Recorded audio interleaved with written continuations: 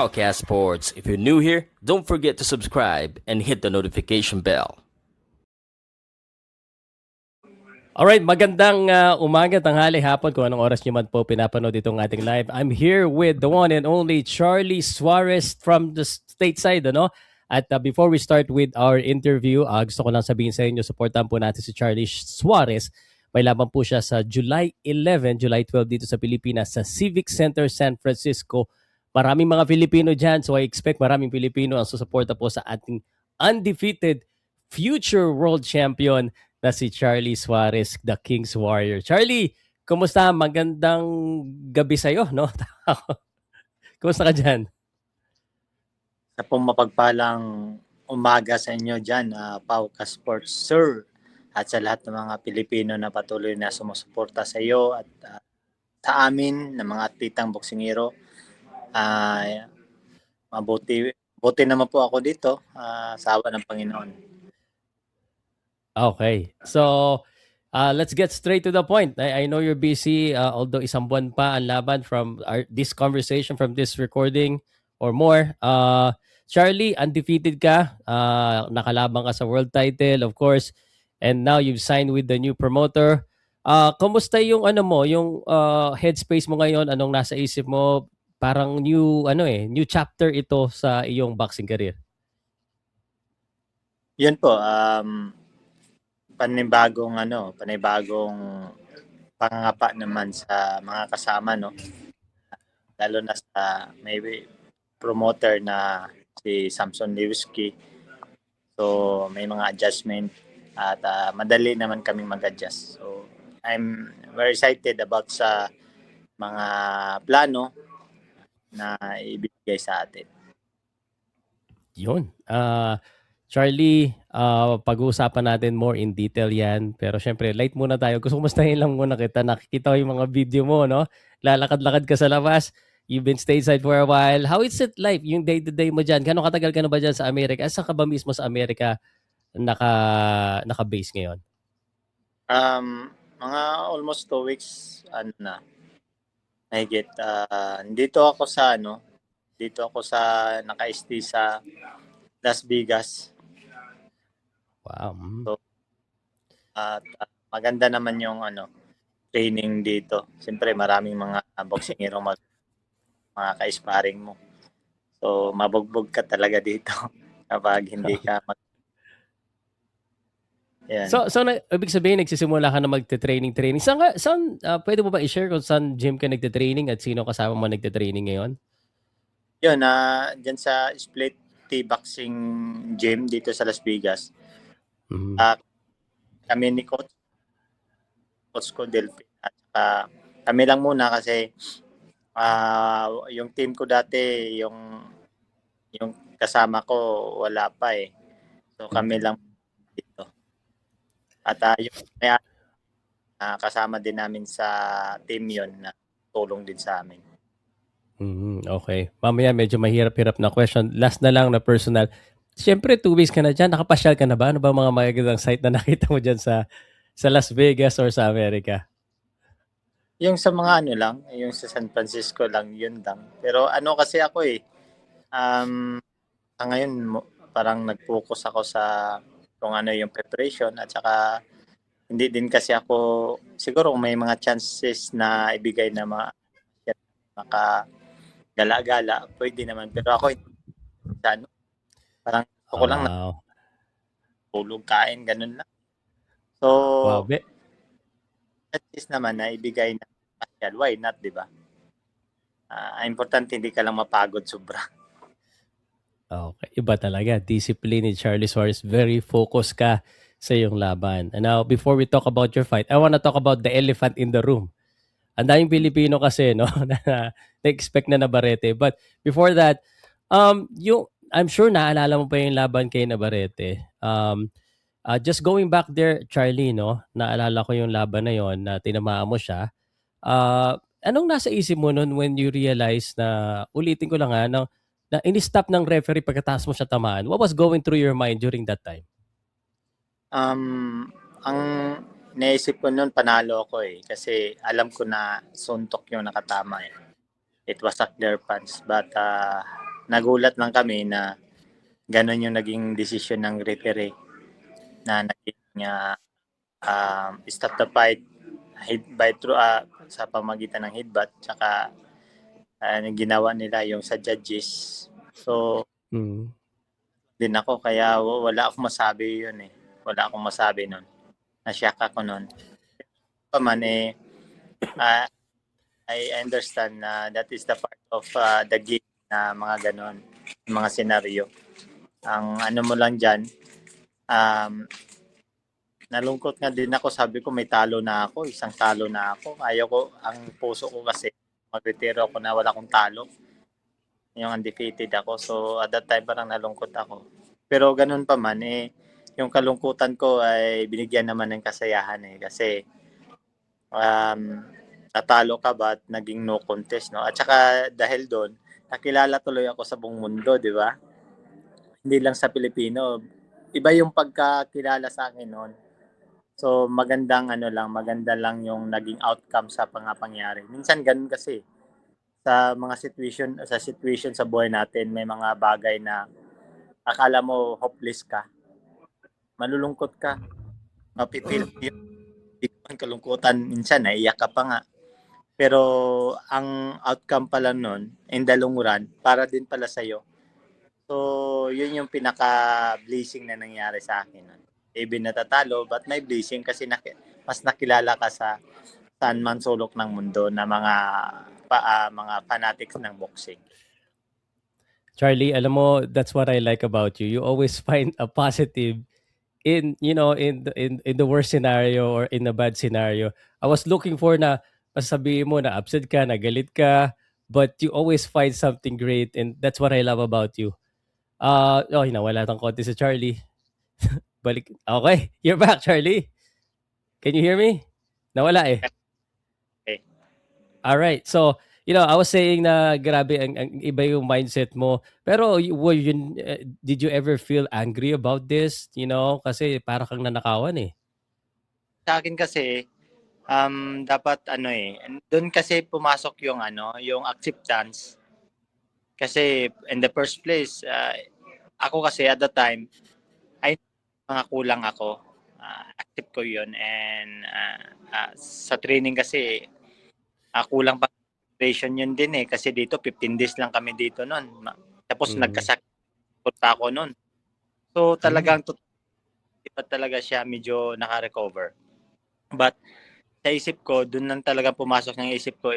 Nandito na ako sa time na World Championship at saka hindi ang boksingero binigyan ng pagkataon. Ako kasi hindi ako pinili Hindi ako sinilik lang. Nandyan talaga ako, sunod talaga ako kay Neverity, number 1 ako. Talagang chance ko na yon, and pinaghirapan namin yun Tapos sa taas ng ring, aayaw ako or ako. Hindi, kahit nahirapan ako or kahit alam ko na natatamaan ako, basta makatayo, lalaban ako. Parang ganun yung mentality ko noon. Pero siyempre, nagdala din dun yung yung mga sa team mo, tsaka yung training namin, maganda din training namin. Kaya nakapag-perform din kahit paano. I believe na hindi pa para sa akin yun at the time. Meron din kasing may bagay na gusto mong pilitin pero hindi pa para sa'yo.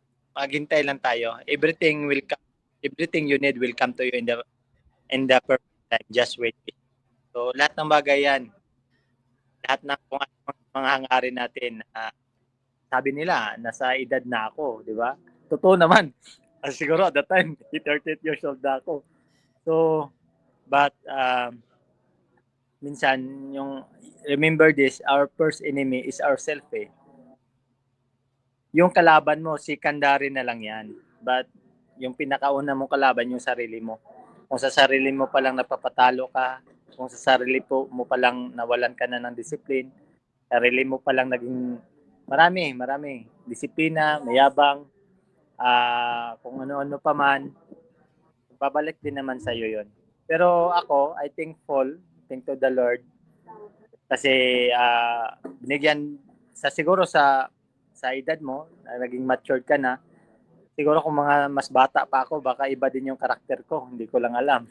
Di ba? Baka kung ano-ano, naging mayabang din ako. Marami naman ganun eh. Kunting angat lang, hindi makontrol yung karakter. But, siyempre, army ako eh. So, dapat iba yung karakter and training. So, naging malaking impact sa akin. Hindi lang sa personality, sa background ko as a soldier. Alright. And alam mo, Charlie, I hope marami mga boxers ang nanonood, nakikinig nito, no? Iba talaga. Pag ikaw kausap ko, Charlie, para lagi ako may natututunan. I'm always reminded to be the better person. But sa tingin ko talaga ikaw panalo. Si Isaac and everyone knows that you win that fight. I know you're vindicated. But now, ito, nagtataka lang kami. Alam ko si Navarrete na kasi nag-order na ng rematch. 2 belt pa to. Do you think kung mangyari ito, mas mangyayari, ito pa rin ba yung target mo at 2 belt na ba? Target mo pa rin ba to after kay Abila ko just in case manalo ka? Yes, itong kay Abila kasi hindi to alam naman natin din yan pipochogi na boxing hero. Mahaba na talagang is hunger to win, di ba? Talagang gutom din yan na manalo. So, talagang dapat ako kasi dapat malampasan ko muna itong si Abila. And pag sumikapan namin ng team ko, and after that, tsaka na yung kay Navarrete na yun eh. May order na yun na siya talaga yung makalaban ko. Hindi lang ako dapat matalo dito. Kasi Tama. WBC championship to eh. And alam naman natin na minsan kung overconfidence tayo sa mga bagay-bagay, marahil tayo, marami yung pinaka-aim natin sa buhay natin. So, tapusin muna namin focus ako dito as a boxer, as a fighter, focus ako sa one step at a time kasi ako eh. Kung ano yung ibinigay sa akin na task, doon lang muna ako. And yung sa sunod, saka ko na isipin pag matapos ko na yung first task ko. Okay. But I think pa rin na maganda yung outcome sa maging laban ko ngayong July 11. Okay, I'm gonna leave the Navarrete topic. Just one question. I know you're focused on Abila and we're gonna talk about that. Pero long-term goal, Navarrete pa rin.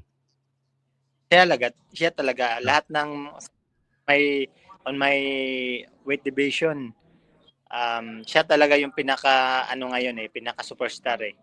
At saka hindi lang tama sa buong timbang sa buong mundo, di ba?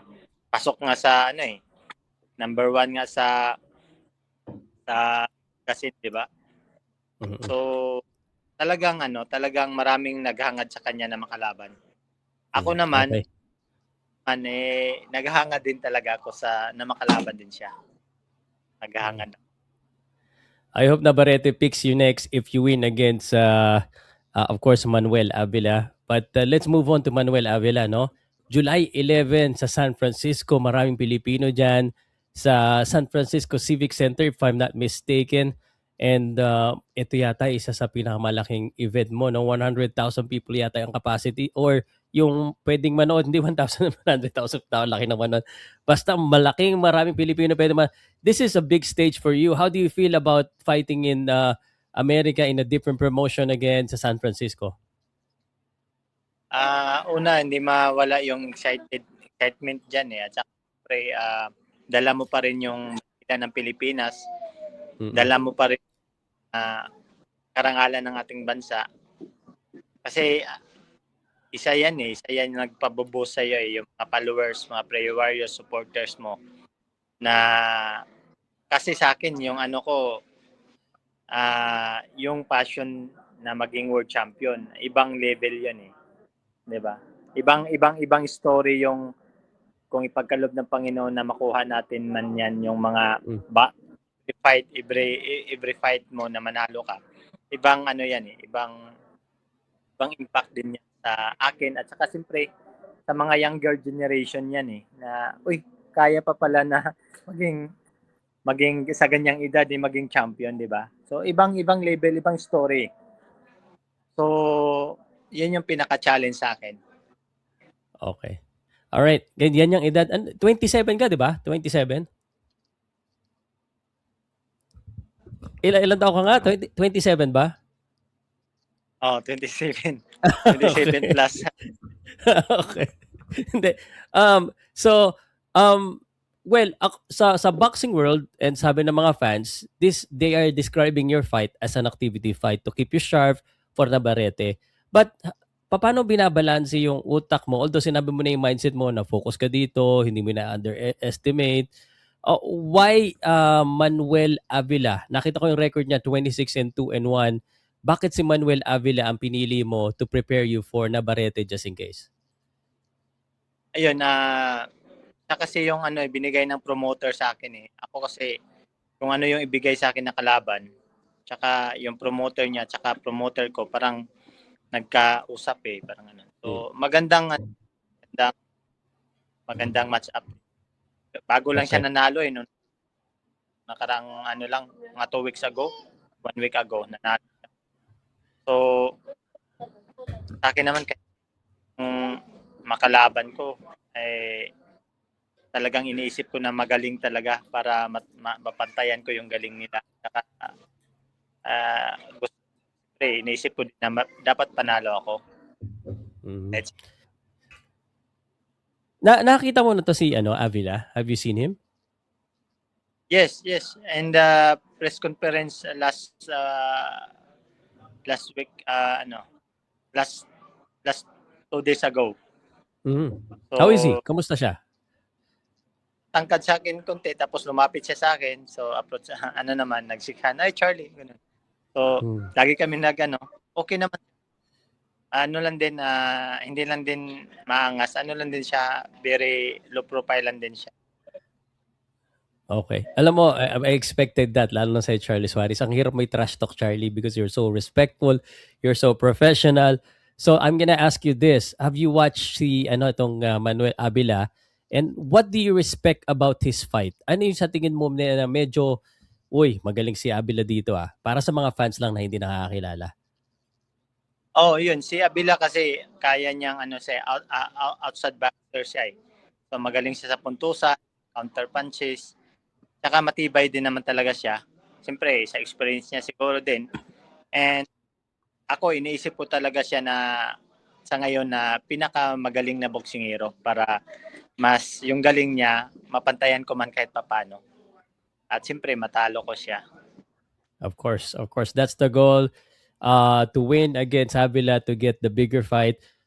If Avila is watching right now, I mean, by the way, may sinabi ba, kung pwede mo lang i-share, may sinabi ba siya sa'yo or may sinabi ka sa kanya nung nag-meeting kayo? Hindi ko maano yung kasi in-interview kami doon. So, lumalabas naman yung doon. I think ang sinabi niya parang opportunity, ganon. Biggest opportunity sa kanya, ganyan na kung matalo ako, tapos malaban niya si Navarrete, ganyan. Normal lang yun sa isang boksingero na kumukuha talaga kahit sino makalaban, lumaban yan para sa opportunity. So, kaya ang paghandaan niya talaga.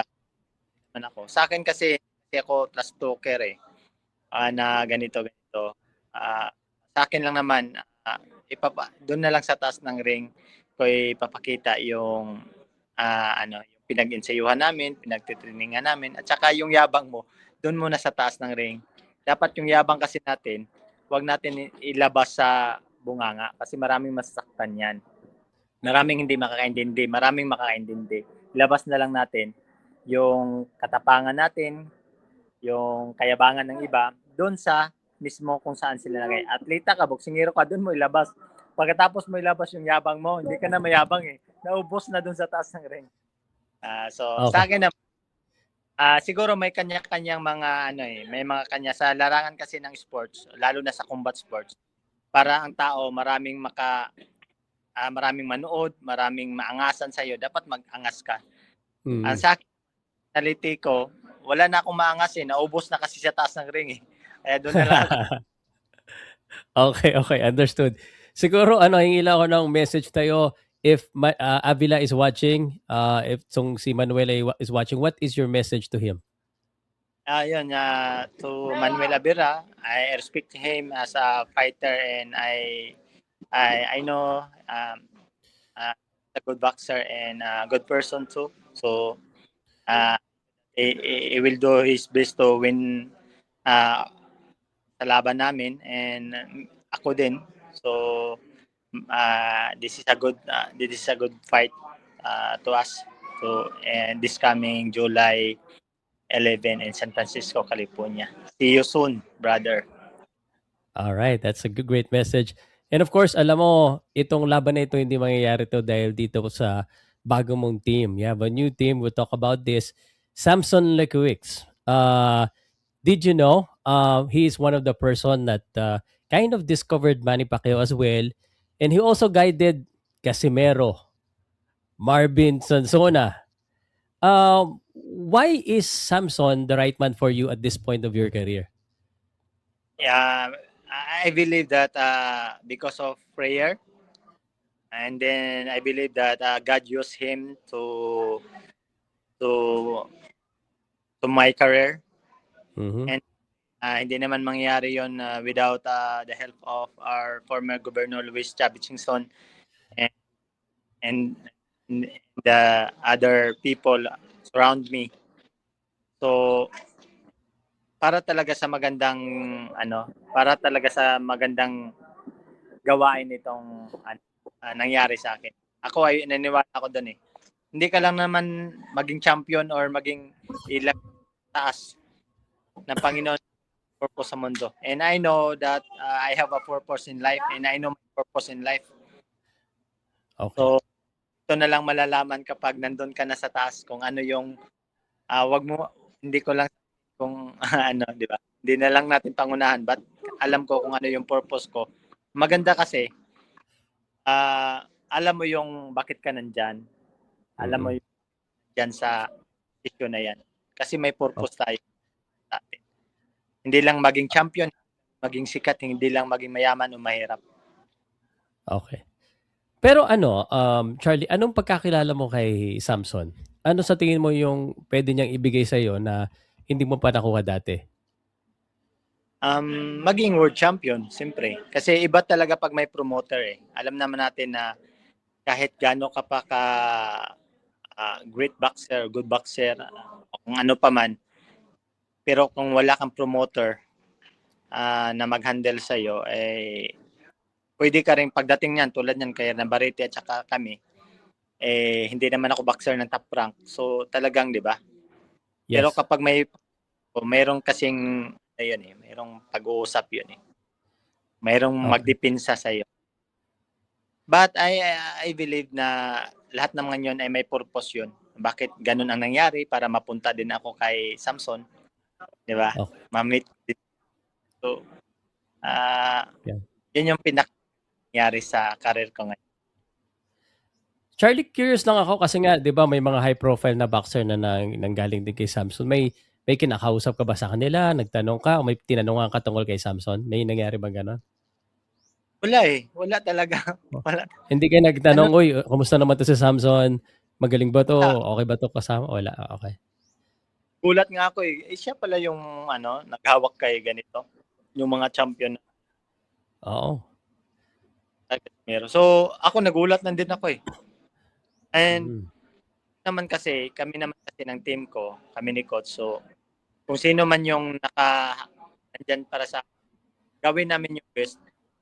Ang pinakamaganda kasi dito, Boss Pao, is dapat yung character natin, characteristic natin sa person, outside and inside. Yung purity ba? Hindi ka lang player eh. Dapat ipakita mo din sa tao or sa manager or sa promoter or sa taong kausap mo na totoo ka. Basihan kasi ng pagiging atleta, hindi lang magaling ka eh. Basihan kasi dito, ang sa akin yung legacy mo na maiiwan sa isang tao na hindi kanya makalimutan. Ay, pag ito nahawakan ko to, ito tong characteristic ng tao ito. Diba? So, yun yung isa na purpose natin. Sa mga naniniwala ako sa'yo, I believe you kasi you're not just building a legacy and a connection inside the ring, pati outside the ring. But one more thing about Samson, if you can share, what does anong plano ni Samson sa'yo? Gaano katagal ka ba diyan? How does the year look for you? Mga ilan labang ka kaya? Kasi usually kasi pag punta ka sa promotions, oh, ito pangako, ganito, ilang laban, gaano katagal ka, kailan ang world title, at anong Exact, pwede mong i-share? sabihin ko na 3 years kami, kontrata namin. Matagal pa kami. And Mm, tama, um, gusto kong sorry, may bata dito na ng it's okay. Pilipino. It's Dito okay. kami. So, ang may kami, marami pang laban yan. Ang after this, Navarrete, marami 3 years, biruin mo 3 years. So, hanggang siguro hindi na ako uuwi eh. Tuloy-tuloy na ako dito hanggang kay Navarrete. Lobe ng Panginoon, bigay sa atin ng victory. Sunod-sunod na yan hanggang kay Navarrete. After the fight na lang. Oh.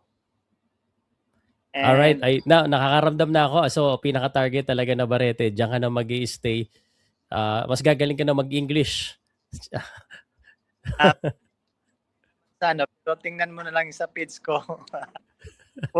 Wala, niloloko ko nga eh.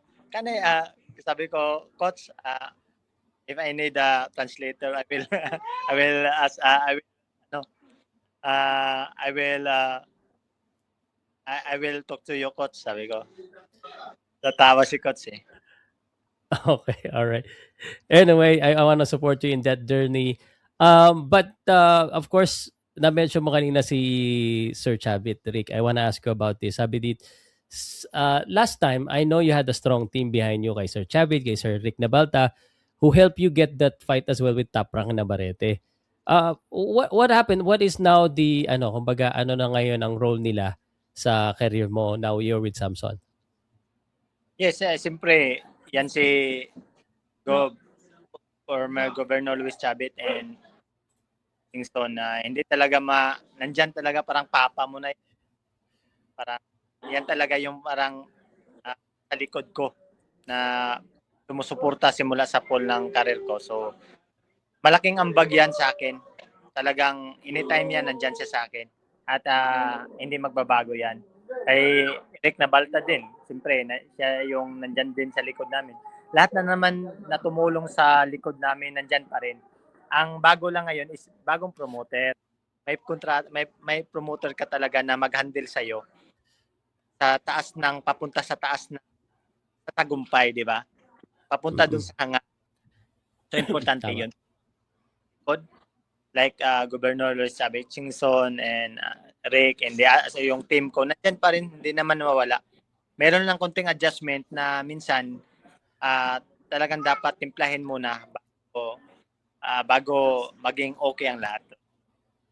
Right. I understand. Actually, naiintindihan ko yan talaga. If, go ahead, may sinasabi ka? Oo nga eh. Kasi yan eh, may mga bagay na dapat mag-adjust muna tayo lalo na tayo mga Pilipino, flexible tayo. So, kung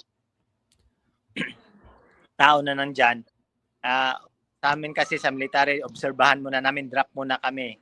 Tingnan muna natin, wag muna kaming babasta-basta na observe ka muna, perform ka muna bago maging okay lahat. Ganun eh.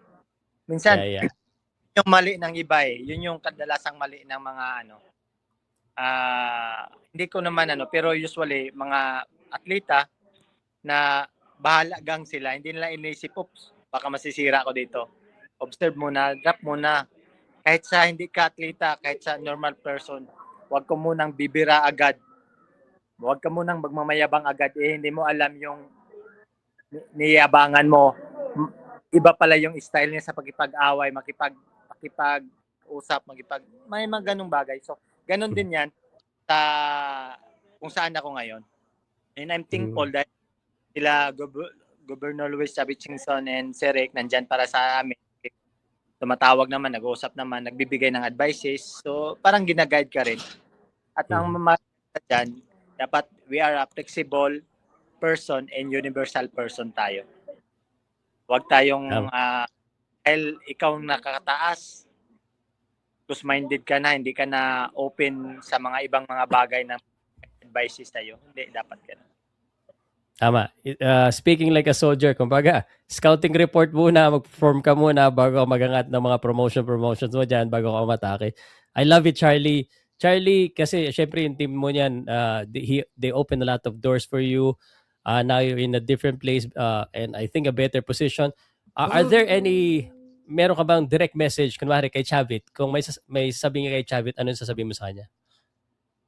So, former Governor Luis Isabel, Sir, gusto ko pong magpasalamat una sa buhay mo talaga na patuloy na ginagamit ng Panginoon. Yun talaga po yung pinaka-message dyan eh. Bakit tayo nagkita? Dahil sa hindi insidente at may purpose ito na ginagamit ka ng Panginoon para sa akin at para sa ibang mga tao. And I'm continue to pray for you na patuloy pang pagpalain ka ng Panginoon, patuloy ka pa niyang gamitin, patuloy niyang ipreserba ang iyong health at ingatan ka sa lahat ng masama para sa isang malaking gawain. Kay Sir Rick Lambalta, thank you for always there for us sa Team Suarez and sa mga ibang mga atleta din. Siyempre sa Philippine Army, kung sanghanay ako sa aming kay CSAP, General Romeo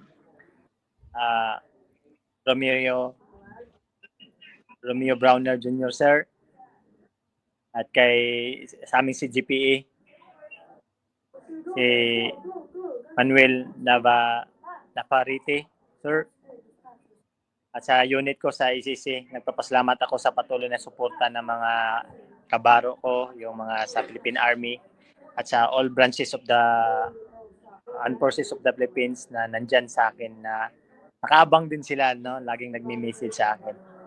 And siyempre sa lahat ng mga prayer warriors ko, sa kaibigan, family, and friends, especially lalo na din kay Pauka Sports na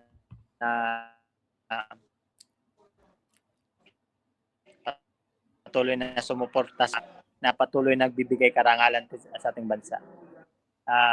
Dalangin ko na hindi lang dito yung pagsasama natin, Sir Pau, hanggang sa dulo yung pag-iibigan natin hanggang tumanda. God bless you and thanks sa opportunity na paunlakan mo ako sa araw na to. Well, the pleasure is mine, and I want to be your friend too. And I want you to be a world champion. I want you to, syempre gusto ko yung mas maganda yung kaibigan mo lahat, accomplished, and that's what I wish for you. Pero hindi pa tayo tapos ha, meron pa akong ilang question. And you're so sharp, brother, talaga ibang klase. Iba kailangan ng listahan, nabanggit mo lahat yan. I wanna ask you, I'm doing this, medyo may sipon ako ng konti, pasensya na brother. At 27, no, at 37 years old, undefeated, and do you feel right now, ito na siguro ba yung time sa tingin mo na makakalaban ka na ulit sa world title at magiging world champion ka na? 37, 38? Ramdam mo ba?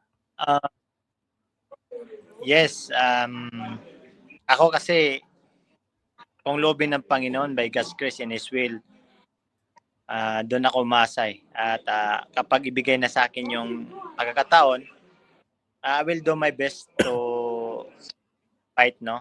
Kung mangyari yan at maggawa ka ng siyempre legacy at saka siyempre mas magamit ka pa para sa mas malaking gawain.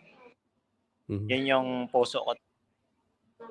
Para sa next generation na tayo. Hindi pang sarili lang na bakit ka naging world champion para lang sa sarili mo. So, may mga palatuntunan yan. At ikaw lang at saka ang Panginoon ang nakakaalam doon. I feel inspired every time. You not just do it for yourself, for others, be a good example. I do want to ask you, naisip mo ba minsan na, kasi Olympian ka, ang tagal mo nag-Olympic, do you ever think about na, paano kaya kung nag-turn pro ako ng mas maaga? Baka naging champion na ako ng naging mas maaga. Naisip mo ba minsan yun? Sa akin, wala akong pinagsisihan na late na ako nag-pro. Kasi kung maaari, kung nag-pro ako ng maaga, baka kung nag-champion ako, baka napariwara rin yung buhay ko eh. Kasi una, yung characteristic mo as a, di ba, alam natin kung bata ka pa, mas mainit ka pa, baka mas marami pang mangyayari sa'yo. Hindi mo pa control mismo yung emotion mo, yung karakter mo, at saka yung circle of your friends, iba pa yan. Kapag bata ka pa, mainit ka pa kahit sino. So, sa level din kasi, na medyo may edad ka, experienceado ka na, may experience ka na, iba na din yung iba na din yung gusto mo sa buhay eh. Hindi ka na tulad noon na talagang birihat sa mga bagay-bagay. So ngayon siguro, na yung timing na yung mga movements mo. Baka hindi ka rin magustuhan ng mga taong nakakapalibot sa iyo kapag bata ka pa kasi maraming naging champion na napariwara eh ng mga bata, mga nasa above. Naranasan ng mga champion kasi bata pa sila eh, malakas pa sila eh. At saka nagdepende yung iba sa kalakasan ng meron sila. Hindi sila nagdepende sa nagbibigay nila. Yun eh. Ako ganun eh, nung mga 20s ako, akala ko malakas ako pero pinalo ako ng Panginoon, nagkaroon ako ng injury. Doon ako parang, mayroon palang Panginoon, mayroon palang nagbibigay ng lakas sa lahat. Mayroon. So, kasi, iba-ibang mga anggulo, iba-ibang mga situation, iba-ibang mga pangyayari sa buhay natin para mamula tayo sa ating sarili mga paningin. Sarili nating isipan, sarili nating kalakasan. Ako kasi ganun eh. And timing lang din ngayon. Kasi alam ko nga mang purpose ko ngayon bakit nandito ako. Kaya doon ako kumakapit. At saka commitment yan eh. Bro Pao. Commitment yan eh. And ako naman, siyempre, nagpapasalamat din ako talaga dahil may mga tao ding sumusuporta at nagdarasal at patuloy na naniniwala sa atin. Kaya hindi ako masyado active sa media or kasi wala naman akong papatunayan kasi hindi na, ang trabaho ko lang boxing or wala na eh. Lang talaga sa akin eh. Kung ano lang talaga yung magandang dapat gawin. Yeah. And I believe you. And ako na bahala sa media. Ako na bahala moving forward. Charlie Suarez, we will make sure that everyone knows that you have a fight. Charlie, hindi mawawala yung interview hanggang di ako nagtatanong ng Manny Pacquiao question. Manny Pacquiao kasi benchmark ng lahat ng Pilipino. Medyo bilang isa sa high-level boxer, medyo nakaka-pressure ba na ngayon kinukumpara ka na rin kay Manny Pacquiao or kinukumpara lahat ng boxer? Yung comparison ba yon o yung benchmark na yun na parang napakataas, nakaka-pressure ba yon? Or does it help you move forward? Especially now si Pacquiao, lalaban pa rin sa ulit ng pro kay Mayweather. Para sa akin kasi, wala namang pressure na nangyari dyan sa akin. Ako, I'm thankful na hindi ko control yung mga kaisipan ng tao, mga followers na kinukumpara ka doon. Pero sa akin, yung level talaga ni Senator Manny, legend yan, 8 times world division. Maging lahat ng mga champion sa Pilipinas, inangaan ko yan. Sa mature man at saka sa professional. And ako, sa akin kasi, kung ano lang yung, pasalamat ako kung ano yung sinasabi nila about sa akin, may maraming mga negative, may maraming mga positive talk, sabi. And alam ko sa sarili na kung ano yung dapat kong gawin, no? And siyempre, ang aim natin, maging world champion. Kung ibigay pagkaloob ng Panginoon, thankful to God. And next to the answer of your life, of your career. Ganun lang naman eh. Ang importante, lahat ng bagay na kung ngayon, dapat maging pagpapala ka sa mga taong nakapalibot sa iyo. Okay. Charlie, I'm down to my last 3 questions. I appreciate it. I just want to let you know that all of my followers, we are praying for you. We are, part of your prayer warriors. We'll always be there. But I have to ask a standard question to go back to July 11 standard. Charlie, how does your fight against Avila end? What is your prediction? Sa akin, thank you for that wonderful question, Boss Pao. Sa akin, any rounds naman eh. But I will do my best. Even my opponent, ganun din eh. But sa akin, hindi ako nagpipredict. Ngunit, gawin ko yung best ko na manalo sa laban at saka hangga't maaari kung early rounds, no? Para sa next na ganun lang naman eh. Yes. And that is sports eh. Kung sino manalo, sino matalo, comeback. Okay. And now, Charlie, I know may goal ka. And let's just say it's finally over for Charlie as a boxer. Charlie, when you retire, what do you want people to say about you? Oy, si Charlie Suarez ay? Yun,